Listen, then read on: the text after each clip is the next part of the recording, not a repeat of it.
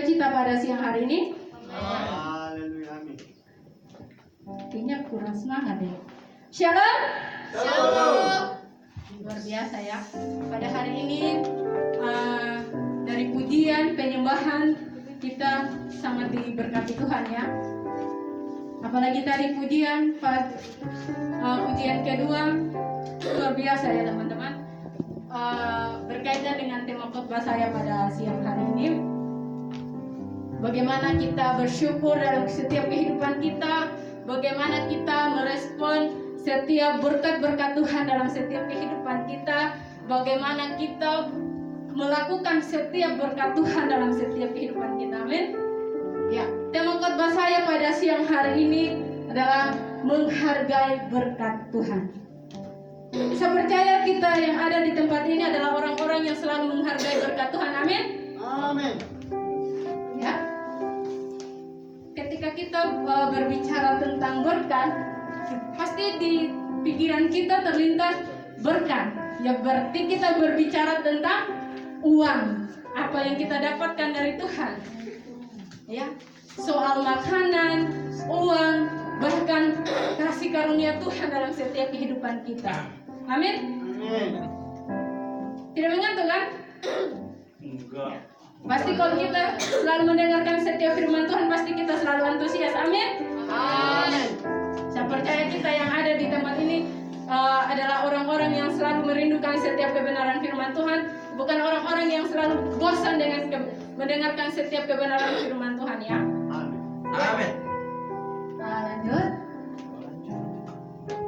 Di sini saya akan membagikan kepada teman-teman ada beberapa poin yang akan kita belajar bersama-sama pada siang hari ini, yaitu bagaimana sikap hati kita terhadap berkat Tuhan.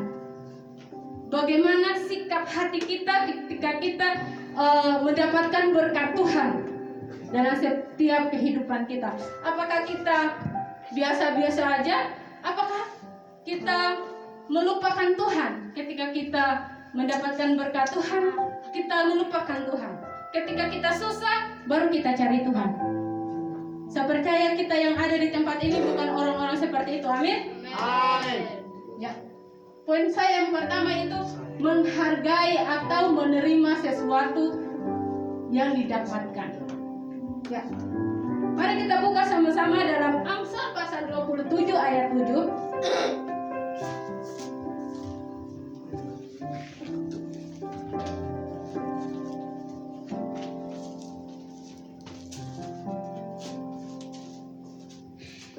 Kalau sudah menemukannya, mari kita membacanya sama-sama. Di dalam slide juga sudah ada. Mari kita membacanya sama-sama.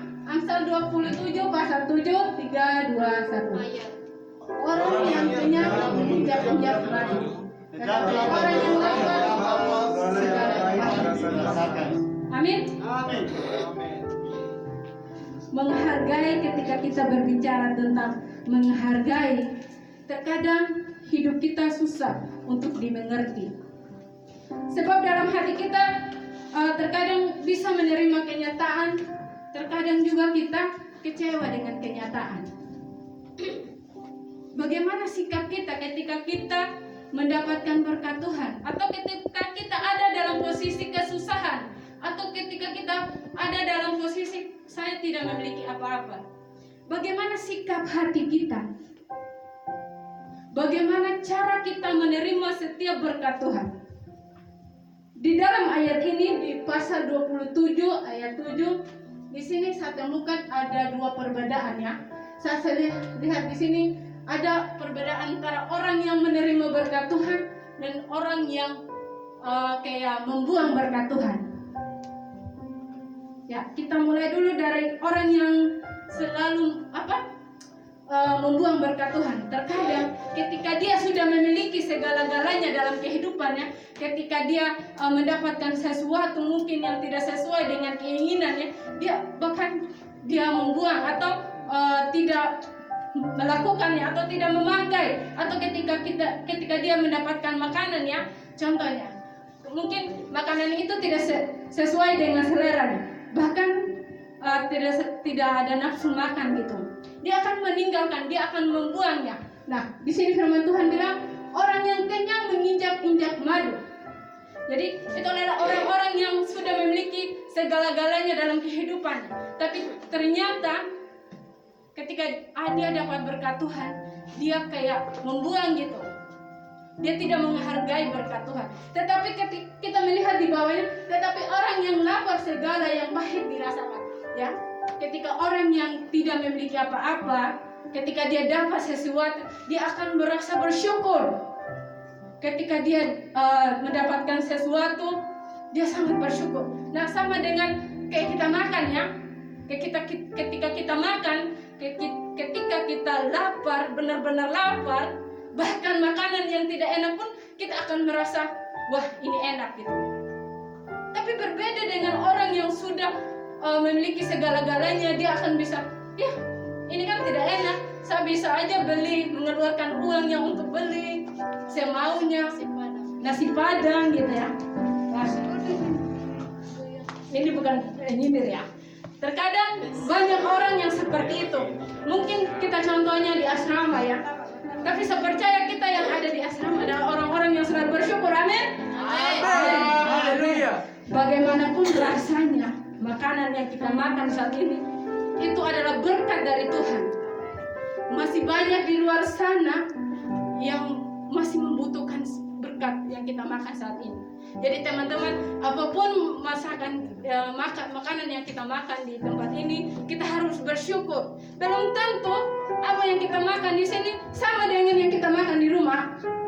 Karena terkadang gimana ya? Kalau kita milih-milih makanan, belum tentu apa yang kita makan di sini sama dengan yang ada di rumah kita. Jadi kita harus selalu bersyukur. Kita di sini masih diberkati, kita makan cukup. Jadi kita harus bersyukur ya ketika kita menerima berkat Tuhan. Ya, lanjut. Poin saya kedua itu menyadari semua yang kita miliki adalah pemberian Tuhan. Amin. Amin. Amin. Apa yang kita miliki saat ini adalah pemberian Tuhan. Amin. Amin. Jangan seperti orang sombong ya. Jangan seperti orang sombong. Ketika kita memiliki segala-galanya, aduh, ini adalah kekuatan saya dapat ini karena kerja keras saya. Tetapi kita harus sadar teman-teman bahwa semua yang kita miliki saat ini adalah pemberian Tuhan. Amin. Bahkan kehidupan kita saat ini adalah milik Tuhan. Kita tidak tahu kapan kita dipanggil Tuhan. Ya kan? Jadi milik hidup kita adalah milik Tuhan. Kita harus menyadari bahwa semua yang kita miliki di dunia ini adalah milik Tuhan. Ya, mari kita baca sama-sama dalam 1 Tawarik 29 ayat 14.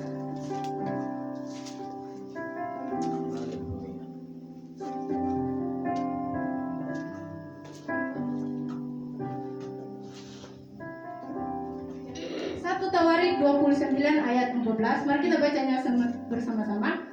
Sebab siapakah aku ini dan siapakah musuhku, sehingga kamu mampu memberikan persembahan sukarela seperti ini. Sebab daripadamulah segala-galanya, dan dari tanganmu sendirilah persembahan yang kami berikan kepadamu. Amin. Saya mau ambil di poin yang ke bagian B. Sebab daripadamulah segala-galanya, dan dari tanganmu sendirilah persembahan yang kami berikan kepadamu. Ya, semuanya itu adalah dari pemberian Tuhan dalam setiap kehidupan kita. Jadi ketika berkat itu ada dalam setiap kehidupan, kita harus memiliki rasa, harus sadar gitu bahwa yang kita miliki di dunia ini adalah milik Tuhan. Jadi sebab dari mula segala-galanya dari tangan, firman Tuhan mengatakan demikian.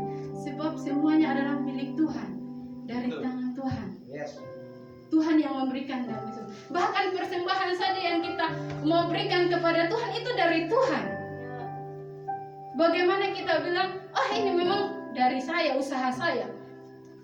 Berkat yang kita berikan untuk Tuhan, contohnya persembahannya setiap hari Minggu. Kalau kita ada, ya kasih, kita menabur. Seperti pujian kita pada siang hari ini tadi, sangat terberkati buat kita semua. Amin. Belajar memberi dengan murah hati. Di sini kita diajarkan untuk belajar untuk memberi dengan murah hati. Ketika kita mau memberi kepada orang lain, mau memberkati orang lain, kita belajar dengan kasih dengan murah hati tanpa ada rasa gimana ya? Siapa dia gitu. Emang siapa dia? Ya udah bantu aja, tapi masih ada masih berat gitu. Tetapi firman Tuhan pada siang hari ini kita mau belajar sama-sama, kita memberi itu dengan suka hati kita, dengan hati yang sungguh-sungguh, dengan ikhlas tanpa nanti kalau saya kasih tinggal berapa punya aku ya, kalau saya kasih dia saya tidak dapat nanti. Kita yang ada di tempat ini tidak seperti itu ya. Amin. Ya, poin saya yang ketiga, waktu kita masih banyak ya. Jangan mengandalkan kekayaan sebagai sumber kebahagiaan. Amin. Iya, amin. Kayaknya pada ngantuk deh. Amin. Amin. Iya. Amin. Ya, jangan mengandalkan kekayaan sebagai sumber kebahagiaan. Terkadang kita manusia, ketika kita mendapatkan apa yang kita inginkan atau kita memiliki uang banyak, gimana ya? Ya, kita baca dulu dalam 1 Timotius 6 ayat 10. Ya, mari kita baca sama-sama karena sudah ada ayat di depan. 3, 2, 1. Karena akar segala kejahatan ialah cinta uang, sebab oleh memburu uanglah beberapa orang telah menyimpang dari iman dan menyiksa dirinya dengan berbagai dosa. Terkadang di luar sana ya, apa yang kita lihat ya, memang kalau cari uang memang adalah sesuatu yang uang memang merupakan kebutuhan ya buat kita ya. Bagaimana kita mau cukupkan kehidupan kita kalau tidak ada uang. Memang uang adalah sesuatu yang benar-benar kita butuhkan. Tetapi karena akar segala kejahatan ialah cinta uang. Terkadang manusia lebih cinta uang daripada dia cinta Tuhan. Mungkin saat ini dia suka bekerja, bukan kita melarang bekerja ya. Tetapi terkadang dia lebih mengutamakan pekerjaannya daripada Tuhan, daripada beribadah kepada Tuhan. Karena ada 7 hari kita dikasih ya, 7 hari waktu kita manusia, 6 harinya itu kita bekerja, dan hari ke-7 hari Minggu itu kita datang sama Tuhan, kita datang bersyukur sama Tuhan. Tapi terkadang manusia, kita sebagai manusia sudah tahu hari Minggu, tapi kita masih melakukan pekerjaan kita sesuai dengan kesaksian saya yang minggu lalu. Saya juga di situ benar-benar ternyata benar ya. Padahal saya harus datang sama Tuhan, saya harus datang bersyukur sama Tuhan. Tapi saya masih mementingkan pekerjaan saya. Tapi di sini banyak orang yang jatuh karena uang. Karena uang juga merupakan sesuatu yang buat kita jauh dari jalan kebenaran. Kalau kita sudah cinta uang, maksudnya kita cari uang, walaupun uang merupakan suatu kebutuhan dalam setiap kehidupan, tapi uang juga bisa menggoda kehidupan kita, bisa menjatuhkan kehidupan kita. Ini panas, bisa ya.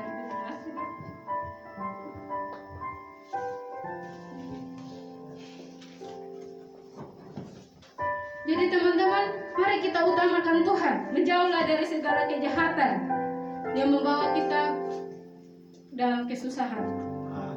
Tapi jadilah anak Tuhan yang mau cinta Tuhan, bukan cinta uang. Ya, ayat poin saya yang keempat itu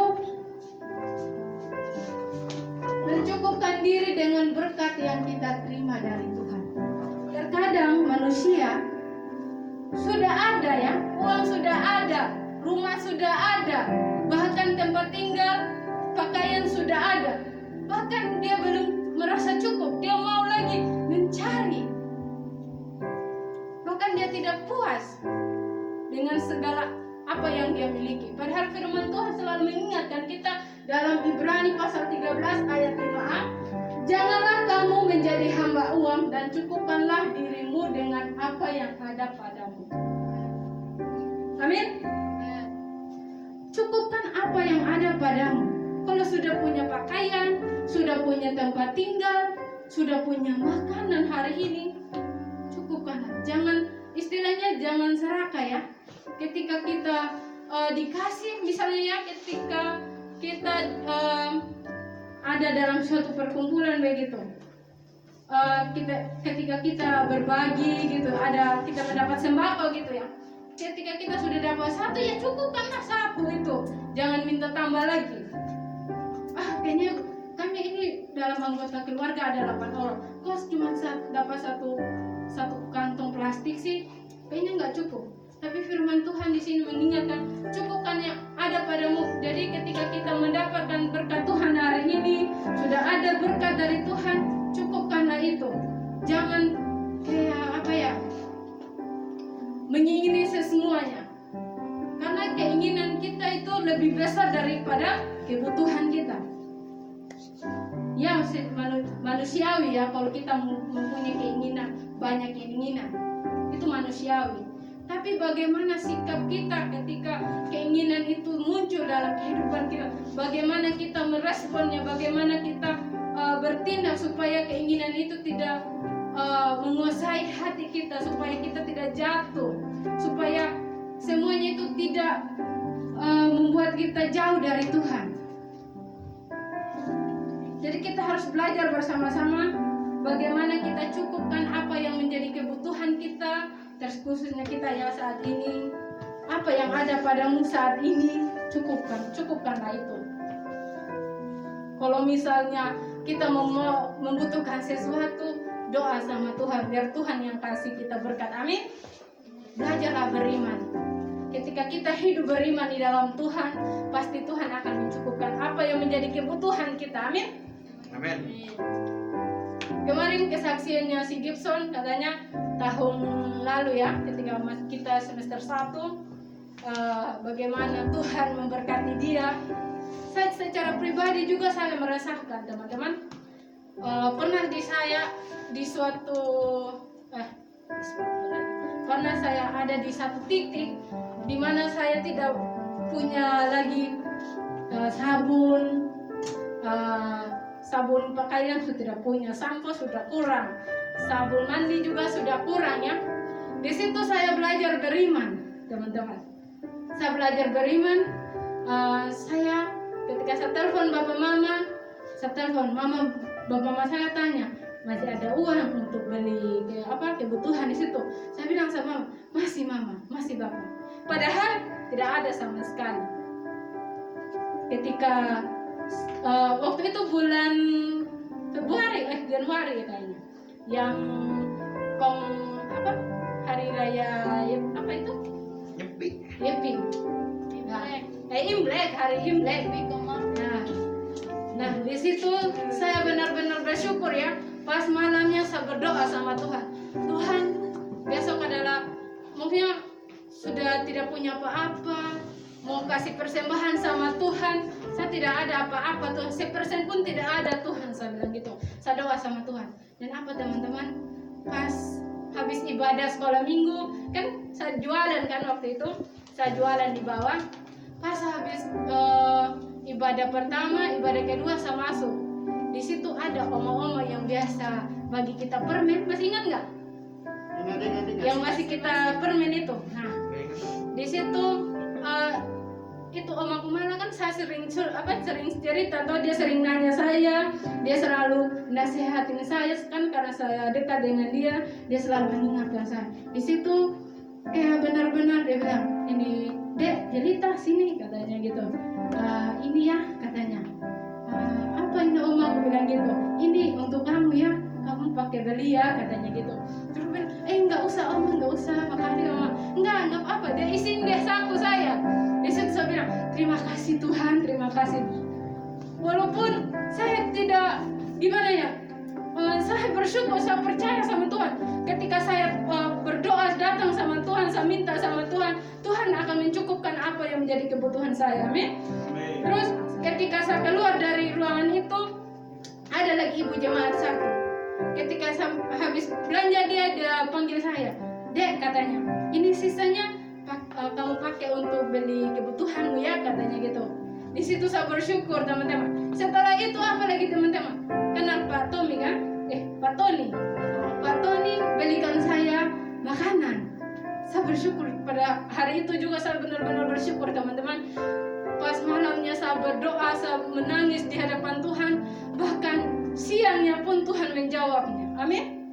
Jadi ketika kita tidak memiliki apa-apa, teman-teman, mari kita datang sama Tuhan. Boleh kita meminta sama orang tua kita, itu boleh, bukannya tidak boleh. Tapi belajar, mari kita belajar sama-sama, kita belajar beriman, teman-teman, supaya Tuhan membukakan jalan kita, supaya Tuhan membukakan berkat ya. Walaupun saya percaya kita yang ada di tempat ini adalah dompetnya kosong-kosong kan, atau kanker. Nah, berdoalah sama Tuhan biar Tuhan isi itu berlipat kali ganda. Amin. Saya percaya besok atau lusa Tuhan kirimkan berkat yang lebih besar. Amin. Datanglah sama Tuhan, berdoalah sama Tuhan biar Tuhan kirim orang-orang yang selalu memberkati kita. Amin. Masih ada satu poin lagi. Ya, mengerti maksud Tuhan. Haleluya. Oke, mari kita buka dalam pasal 12 ayat 2. Kejadian pasal 12 ayat 2.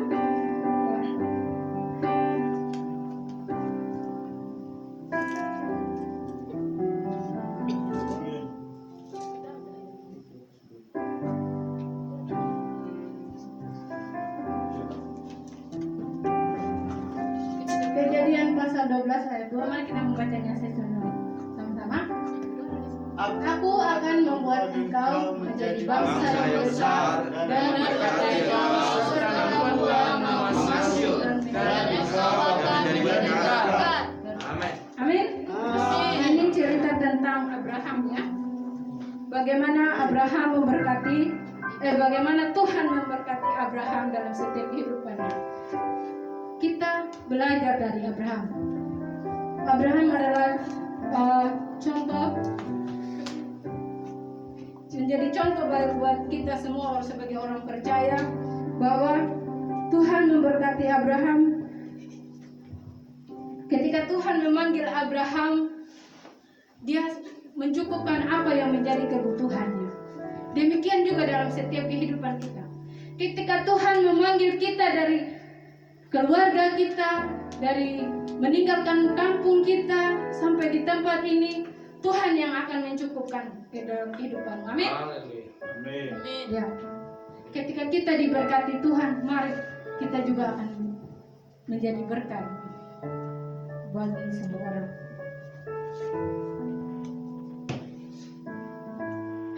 Diberkati untuk menjadi berkat. Amin. Siap menjadi berkat bagi orang lain. Marilah kita belajar sama-sama di tempat ini, supaya kita menjadi berkat di luar sana. Marilah kita belajar sikap kita, bagaimana sikap kehidupan kita supaya kita menjadi contoh di luar sana. Ya, bagaimana ketika kita ada di lapangan, bagaimana kita berkomunikasi dengan jemaat, dengan orang-orang yang baru. Ya, kita belajar sama-sama.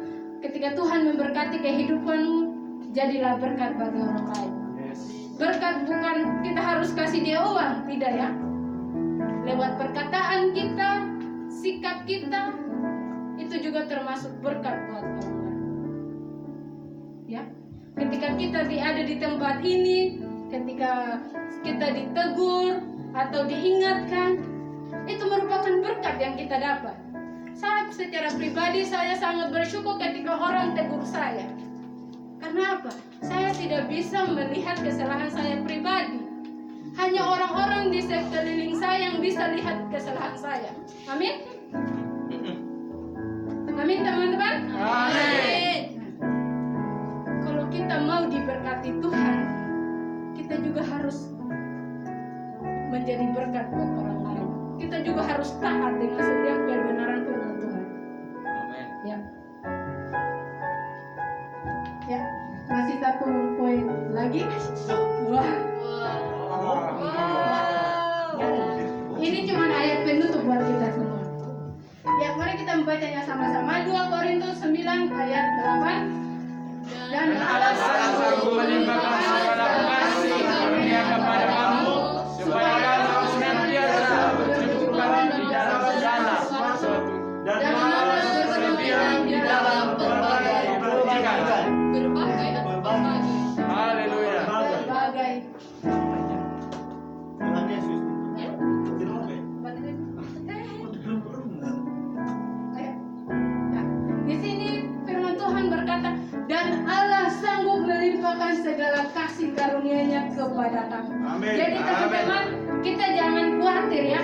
Tuhan akan selalu melimpahkan kasih karunia-Nya kepada Amin. kita. Amin. Haleluya.